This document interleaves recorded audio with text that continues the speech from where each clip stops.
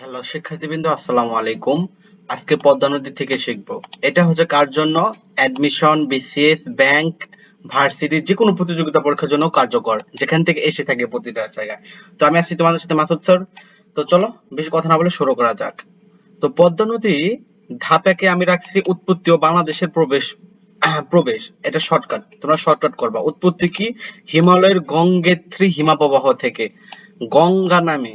কোথা থেকে উৎপত্তি হয়েছে? গঙ্গার কি নামে উৎপত্তি হয়েছে? গঙ্গা নামে। প্রবেশ পথ কি? বাংলাদেশের চাঁপাইনবাবগঞ্জ জেলা দিয়ে প্রবেশ করে পদ্মা নাম ধারণ করেছে। আচ্ছা, মনে রাখার টেকনিক, হিমালয় গা বেয়ে নেমে চাঁপাইনবাবগঞ্জে এসে পদ্মা নাম নিল। ওকে। ধাপ 2, পদ্মা নদী শাখা নদী মনে রাখার ছন্দ। এই ধাপ 2 তে কি রাখছি? পদ্মা নদীর শাখা নদীগুলা কি কি? ছন্দ: আরিফ ও কুমার গড়াই নদীতে মধুমতি ও কপোতাক্ষর সাথে ভৈরব গাহিল। তো এখানে আরিফতে আরিয়াল খা মনে রাখবা, কুমারতে কুমার, হ্যাঁ, গড়াইতে গড়াই, মধুমতিতে মধুমতি, কপাতাক্ষে কপাতাক্ষ, ভৈরবে ভৈরব। তো বিভিন্ন নদীর মিলন স্থান মানে ম্যাজিক টেকনিক, এটা একটা তোমার ম্যাজিক টেকনিকের মতো কাজ করবে। বুঝতে পারছো শিক্ষার্থীবৃন্দ? একটা ম্যাজিক, বিভিন্ন নদীর মিলন স্থানের ম্যাজিক টেকনিক কিভাবে? আচ্ছা, এটা পদ্মা হবে, পদ্মা ও যমুনা, সরি এটার একটু মিস্টেক হয়েছে। এখানে পদ্মা ও যমুনা হবে, তোমরা একটু কারেকশন করে নাও। পদ্মা ও যমুনা নদী কোথায় মিলিত হয়েছে? গোয়ালন্দ। কোথায়? পদ্মা যমুনা নদী গোয়ালন্দ মিলিত হয়েছে।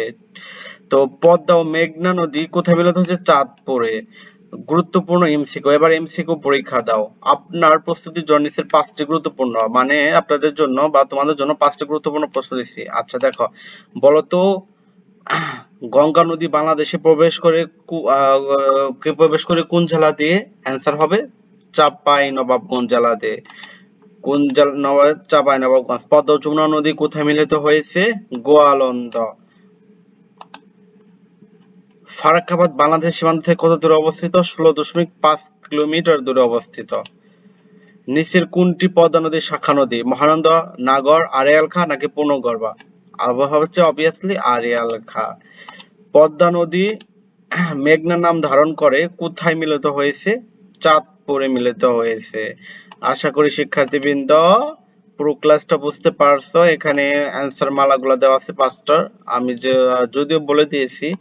তো যদি ক্লাসটা ভালো লেগে থাকে অবভিয়াসলি ফলো করে রাখো এরকম মজার মজার ক্লাস পেতে।